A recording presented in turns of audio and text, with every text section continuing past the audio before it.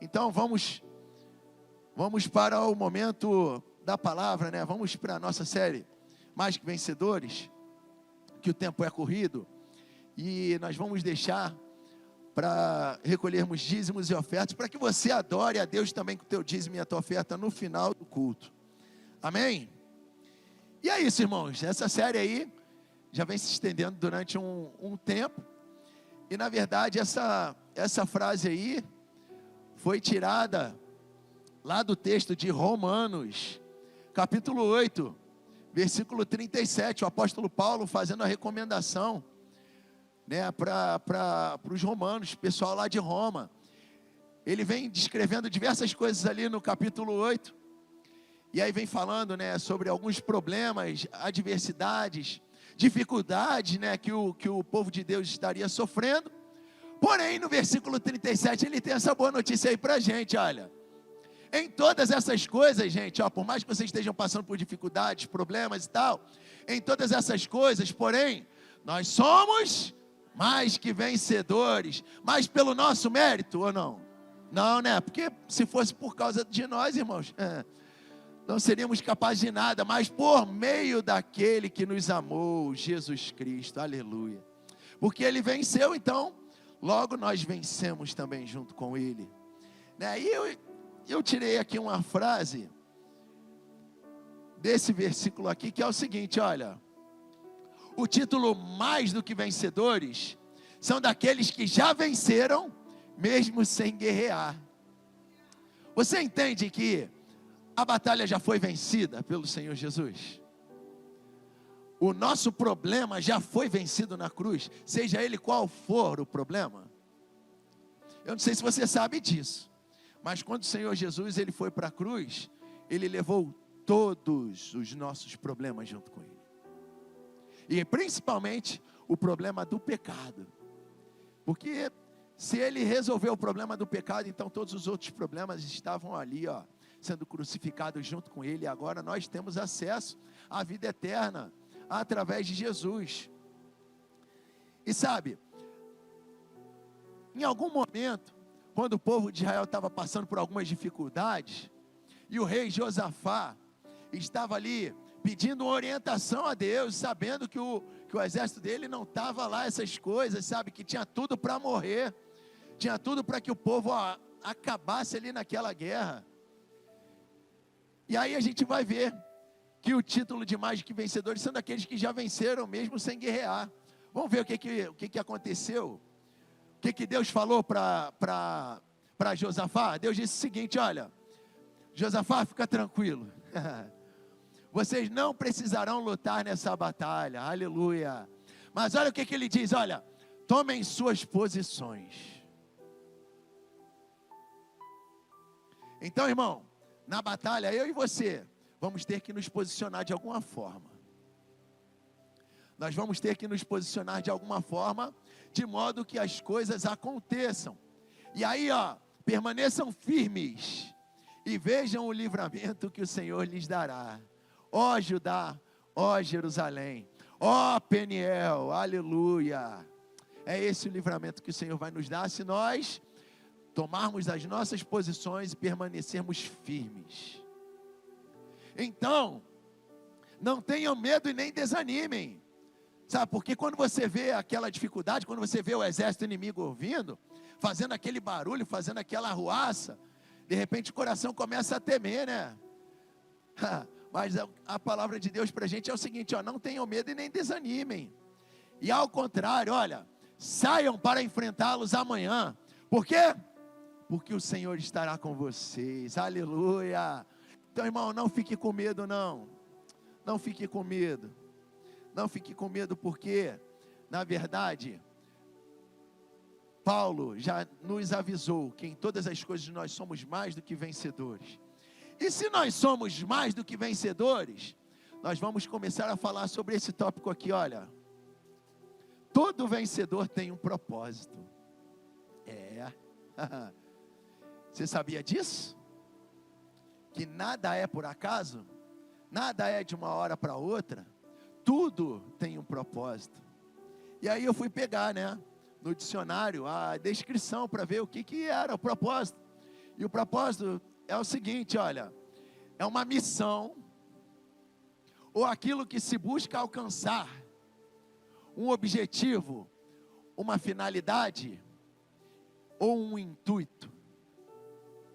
Então, o propósito é algo que todos nós temos. Ou você acha que você foi cria do acaso?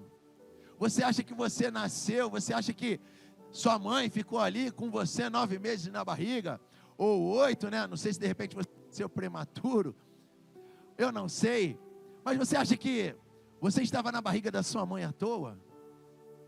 Olha, uma coisa é certa, quando a minha mãe me teve, ela disse que estava tomando remédio. Então eu com certeza não nasci à toa.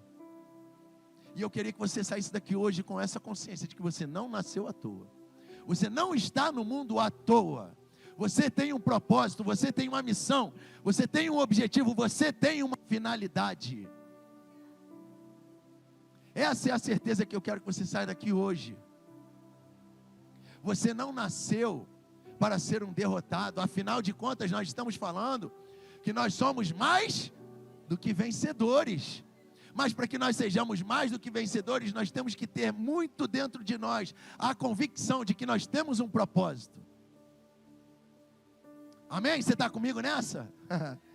Então vamos lá. Jó 42, versículo 2 vai nos dizer. Jó falando com Deus, né? Bem sei que tudo podes, e que nenhum dos teus propósitos pode ser impedido. Então, você é um propósito de Deus. Você é alguém que carrega um propósito de Deus. Então, a única coisa que pode impedir o propósito de Deus é aquela pessoa que carrega o propósito. Então, somente eu posso impedir o propósito de Deus na minha vida. Então, isso é muito sério, irmãos. E até porque lá em Eclesiastes capítulo 3, versículo 1, vai nos dizer que tudo tem o seu tempo determinado. E há tempo para o quê? Para todo o propósito debaixo do céu. Então nada é por um acaso. Deus tem um propósito em todas as coisas, em todas as coisas. E no texto inicial que nós lemos, né, onde Paulo vai falar para a igreja de Roma, que nós somos mais do que vencedores, e isso também serve para nós hoje, porque nós somos a igreja. Lá no versículo 28 vai nos dizer o seguinte, ó, sabemos que Deus age em todas as coisas para o bem daqueles que o amam. Ou seja, se eu amo a Deus, então todas as coisas vão cooperar para o meu bem. Dos que foram chamados de acordo com o seu propósito. Então eu e você fomos chamados para um propósito. Aí, basta que nós respondamos a esse propósito. Olha, Senhor, eu tenho uma missão, então eu quero ir nessa missão. Quando você nasceu uma missão. Nasceu uma missão chamada Marcelo. Nasceu uma missão chamada Roberto. Nasceu uma missão chamada Diogo. Nasceu um propósito chamado Sandro. Nasceu um propósito chamado Gisélia. Nasceu um propósito chamado Camila. Então, quando você nasce um propósito. E Deus, Ele tinha um propósito quando Ele criou o homem. Sabe, quando Ele fez aquele boneco, e aí Ele soprou nas narinas daquele boneco, Ele poderia ter feito tudo e deixado tudo assim do jeito que Ele queria, 100% do jeito que Ele queria. Mas só que Deus é um Deus tão misericordioso que Ele compartilha, irmão. Ele compartilha tudo. Ele queria compartilhar comigo e com você todas as coisas. E aí, Gênesis capítulo 2, versículo 15 vai dizer que o Senhor Deus colocou o homem no jardim do Éden para o quê? Cuidar dele e cultivá-lo. Então, Deus ele escolheu a mim e a você também para um propósito. A gente tem que cuidar e cultivar no jardim. Sabe? Tinha um propósito para o homem. E o homem, com o passar do tempo, ele acabou se desviando desse propósito. Até porque Deus poderia ter feito tudo sozinho, mas preferiu compartilhar conosco os seus propósitos e intenções. Agora, nós que temos o Espírito Santo dentro de nós, podemos perceber o que Ele tem para nós. Sabe, até porque muitas vezes a gente tem dúvidas. A gente tem dúvidas no meio do caminho. A gente aceita o Senhor Jesus, a gente começa a trilhar o caminho, começa a ir na igreja, e tal, começa a formar amizades, mas a gente continua no mundo, e no meio dessa jornada a gente vai ter algumas dúvidas. Sabe, a gente às vezes está na igreja, mas sem saber o porquê estamos aqui reunidos. De repente você está aqui só para bater o cartão todo domingo. De repente você está aqui, hoje não é domingo, né? Hoje é quarta, mas você veio sem saber o porquê. Mas eu quero te dizer, irmão, e essa é a certeza que eu quero que você tenha no coração, vou repetir novamente, de que você tem um compromisso, um propósito, uma missão aqui na terra. Mas embora você tenha uma missão, talvez você me pergunte, né? Quando não há a compreensão do propósito, eu não sei o porquê do propósito. Por que que Deus me criou? Será que eu vou ter que ir somente para o trabalho? Do trabalho para casa? De casa, em casa eu vou dormir, no dia seguinte eu vou para o trabalho de novo, e assim vira esse ciclo, e assim eu vivo numa vida monótona, de vez em quando eu saio, de vez em quando eu viajo. Será que é isso que Deus quer para você? Porque eu tenho certeza que é isso que o mundo quer. O mundo quer trabalhar, quer sair, quer fazer as suas coisas, o mundo quer ser feliz. E é a intenção de Deus que você seja feliz, com certeza. Mas só que a pessoa, quando não tem a compreensão do propósito, infelizmente, essa pessoa, ela não vive, ela apenas sobrevive sem a expectativa no amanhã. Não sabe o porquê de ter nascido, e aí acaba já sendo um perdedor. Você entende a diferença da pessoa que não sabe do propósito, para a pessoa que é mais do que vencedora? A pessoa que tem Cristo Jesus. Então, se eu não sei qual é o meu propósito, então eu sou como se fosse um celular, que a pessoa não sabe usar. A pessoa não sabe usar o celular. Vou botar esse celular aqui para ficar aqui segurando a caixa. Irmão, esse celular foi feito para segurar a caixa? Ah, tá. Então você não foi feito para ser só mais um. Você é um propósito de Deus na terra. Você tem algo a cumprir aqui na terra. E aí, pensando sobre isso, que as pessoas aí fora, elas não sabem o porquê nem de ter nascido, né? E aí, sem o propósito, muitos às vezes dão cabo da sua própria vida. Não sirvo para nada, ninguém me ama, não quero mais saber de viver, não quero mais saber de nada. Que nem eu vi um vídeo hoje, uma pessoa que se jogou do shopping, muito triste. Era um propósito de Deus na terra, mas pelo fato dela não saber que Deus tinha um propósito na vida dela e que ela era um propósito aqui na terra, ela conseguiu desfazer um propósito. Mas sabe, isso aí é porque o homem natural, ele não compreende as coisas do Espírito de Deus, porque lhe parecem loucura, sabe? De repente o pessoal olha para você e fala assim: cara, o que tu vai fazer todo domingo na igreja, toda quarta-feira na igreja? Por que você vai lá naquele grupo de célula lá?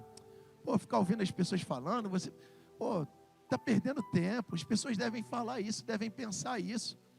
Por quê? Porque para o homem natural aí fora, isso aí parece loucura, porque ele não compreende as coisas de Deus. E ele também não pode entender, não é que ele não queira entender, é porque ele não pode, porque as coisas de Deus só se discernem espiritualmente. Jô Soares, em dado momento, ele disse que tinha lido a Bíblia 3 ou 4 vezes, eu não me lembro agora. Mas ele falou que não entendeu, que não sabia o porquê, o X da questão, não chegou a nenhuma conclusão. Por quê, irmãos? Porque ele não tinha o autor da palavra falando com ele. A melhor coisa é quando você tem o escritor do livro dentro de você, e você começa a ler, e começa a entender tudo que ele vai falando para você. Então o homem natural, o homem aí fora, ele não entende as coisas do Espírito, porque as coisas do Espírito se discernem através do Espírito. Mas quem é espiritual discerne todas as coisas. Olha aí que maravilha. Você entendeu que o homem espiritual, ele discerne de todas as coisas, independente se seja natural ou espiritual? Você entende que você tem uma capacidade dentro de você que o mundo nunca vai entender? É isso. Então, quem é espiritual discerne todas as coisas, e ele mesmo, por ninguém é discernido.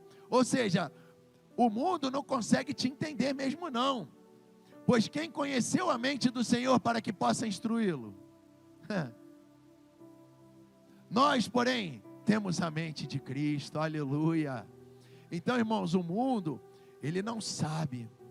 O mundo não sabe porque o mundo não conhece a Cristo. O mundo não tem a mente de Cristo. Agora nós temos a mente de Cristo, e agora nós temos uma responsabilidade de cumprir o nosso chamado. E nós, enquanto estamos cumprindo o nosso chamado, aí sim, somos mais do que vencedores. Aleluia. E durante o teu chamado, irmão, durante a tua caminhada, você vai precisar de analisar algumas coisas. E como é que você vai analisar algumas coisas? Se você tem um chamado, você precisa também de visão. A visão do teu chamado vai fazer muita diferença na tua caminhada, sabia? E eu procurei novamente saber no dicionário o que era a definição de visão. E olha aí: a ação ou efeito de ver, capacidade de compreensão, assimilação e percepção visual de tudo que está presente no mundo exterior, utilização dos olhos e do cérebro. Opa! Então a visão aqui não é só algo que eu vejo, é algo que eu também penso. Ponto de vista, maneira de interpretar, olha aí, ó, perceber e representar situações cotidianas de qualquer natureza. Então, durante a nossa caminhada, durante o nosso chamado, durante a nossa missão, a gente também vai ter que ter visão. E sabe, em muitos momentos, Deus deu visões para os seus profetas e para os seus filhos, para que eles se orientassem no meio da jornada. Quer ver aqui um exemplo? Osés capítulo 12, versículo 10. Eu mesmo, Deus falando, né? Eu mesmo falava aos profetas, dava-lhes muitas visões, e por meio deles falava em parábolas. Então Deus queria falar ao seu povo, e usava os profetas, e ele usava os profetas dando visões daquilo que estaria para acontecer, visões daquilo que estava acontecendo também no momento. Então é interessante que a gente não perca a visão, irmão, porque se você ficar cego no meio da tua jornada, você acaba errando o caminho. Se você tem uma missão a cumprir e de repente você perde a tua visão, você não vai conseguir concluir o teu caminho, a tua jornada, a tua missão. E aí, Paulo também deu essa declaração lá em Atos capítulo 18, versículo 9. Certa noite, o Senhor falou a Paulo em visão. Olha, Paulo, não tenha medo, continue falando e não fique calado. Ou seja, Paulo aqui tinha uma missão. Ele estava preso, ele precisava de falar com algumas pessoas, ele precisava de falar com as pessoas que estariam ali julgando, as pessoas que estariam dando sentenças a ele, e ele estaria falando de Deus, estaria pregando o evangelho para aquelas pessoas. Sabe, e aqui, Deus deu uma visão para ele, falou com ele em visão. Olha, Paulo, não tenha medo, cara. Continue falando, não fique calado. Pois eu estou com você e ninguém vai lhe fazer mal ou feri-lo, porque tenho muita gente nesta cidade. Olha, Paulo, você vai lá, mas fica tranquilo que junto de você lá vão ter outras pessoas também. Sabe, lá no teu trabalho, de repente, tem algumas pessoas que ficam lá te agulhando, cara, mas também tem outras pessoas que Deus vai levantar lá. Deus vai levantar um batalhão no teu lugar lá de trabalho. Porque um altar vai ser levantado em adoração ao Senhor. Aonde você estiver, Deus sempre vai contar com outras pessoas para poder estarem junto contigo, irmão. Aleluia. Pode subir o ministério de louvor. Não vou me estender muito não. E aí, nem sempre a visão será de forma direta da parte de Deus, assim como foi com Paulo não, tá? Mas também a visão pode ser um testemunho interior. Sabe aquele negócio que fica ali ardendo no teu coração? Aquele negócio que fica assim, não, tem que fazer isso. Enquanto você não faz aquilo que está ali ardendo no teu coração, tu não fica em paz. É isso, é um testemunho interior. E Deus, Ele age assim também. O testemunho interior, irmãos, às vezes vai falar mais alto do que qualquer outra coisa. Eu sei que tem muita gente que vai atrás de profeta por aí, né? Não, vou lá na igreja tal, porque lá fulano de tal vai trazer uma profecia lá. Não, porque lá não sei aonde tem uma oração que, olha, Deus fala lá naquele lugar. Irmão, não é assim não. Deus está falando contigo na hora que você abre tua Bíblia para ler a palavra de Deus. Então não corra atrás de visões aí não, ó. De repente a visão que Deus vai te dar é um testemunho interior, aquilo que vai estar queimando no teu coração. E é isso. E aí, de repente você pergunta assim: mas por quê? Qual é a minha missão? Qual é o meu chamado? O que eu tenho que fazer?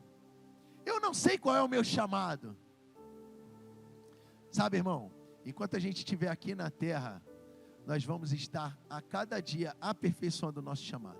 Durante a caminhada, nós vamos descobrindo coisas relacionadas ao nosso chamado. Sabe, quando Davi, ele enfrentou um urso, e quando ele enfrentou um leão, ele ainda não sabia o chamado, mas ele estava sendo preparado para um chamado. Sabia que ele estava sendo preparado para poder ali ser o opositor daquele gigante que estava afrontando o povo de Israel? Então, quando o gigante veio, ele olhou assim: ah, cara, quem é esse cara aí? Esse cara aí, esse incircunciso, não tem nem aliança com Deus nem nada. Quem é esse cara aí? Quem ele acha que é? Ô gigante, olha só, hoje mesmo, meu Deus vai me dar, vai fazer com que eu acabe com você. Sabe de uma coisa? Quando Davi deu-lhe aquela pedrada na testa dele, que aquilo ali foi como se fosse um tiro ali, cara, uma pedrada, e aí ele pegou a própria espada do gigante e cortou a cabeça dele. Mas sabe de uma coisa?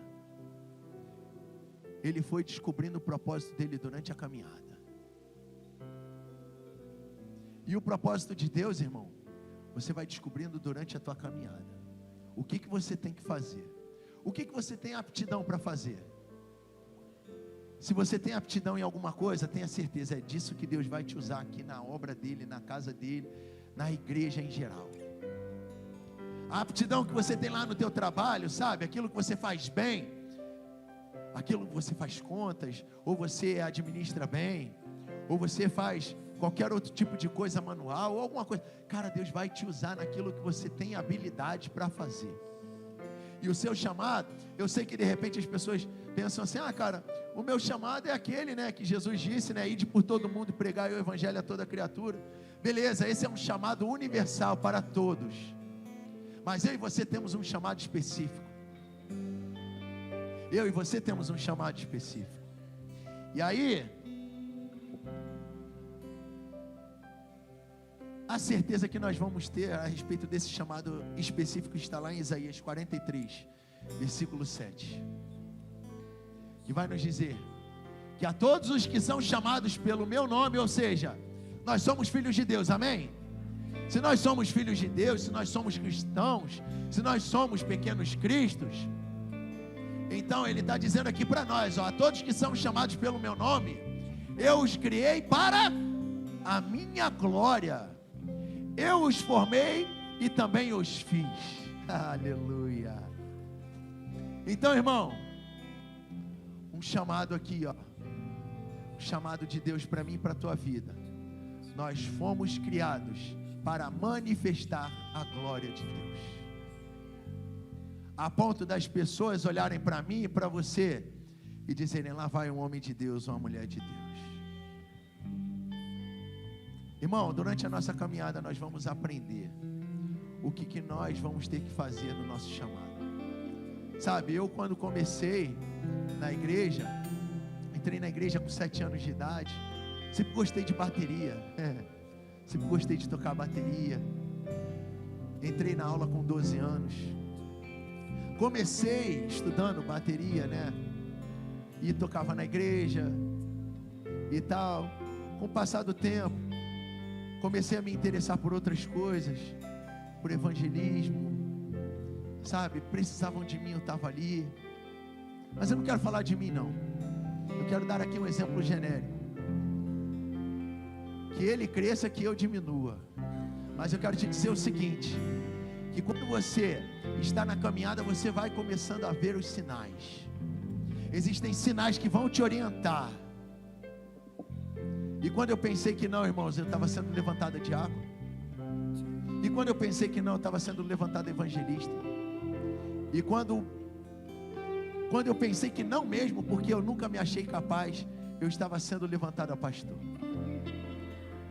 Mas não é pela minha capacidade, porque eu ainda me acho incapaz, mas é Ele quem nos capacita, é Ele quem nos chamou, irmãos. Se Ele te chamou para o negócio, foi isso que Ele disse para Paulo: Paulo, olha, não tema, abra tua boca e fala. Então, por mais que eu e você nos achemos incapazes em muitas situações, quando nós temos a certeza do nosso chamado, vamos prosseguir com o nosso chamado, porque é isso que Deus quer para mim e para a tua vida, meu irmão. O que vai acontecer amanhã, o que vai acontecer depois, eu não sei, porque a minha e a tua vida estão nas mãos dEle. Então, irmão, prossiga no teu chamado, prossiga na caminhada, peça a Deus discernimento: Senhor, me ajuda a entender o meu chamado, e vão surgir oportunidades para que você exerça o teu chamado. Amém? Fique de pé, vamos adorar ao Senhor.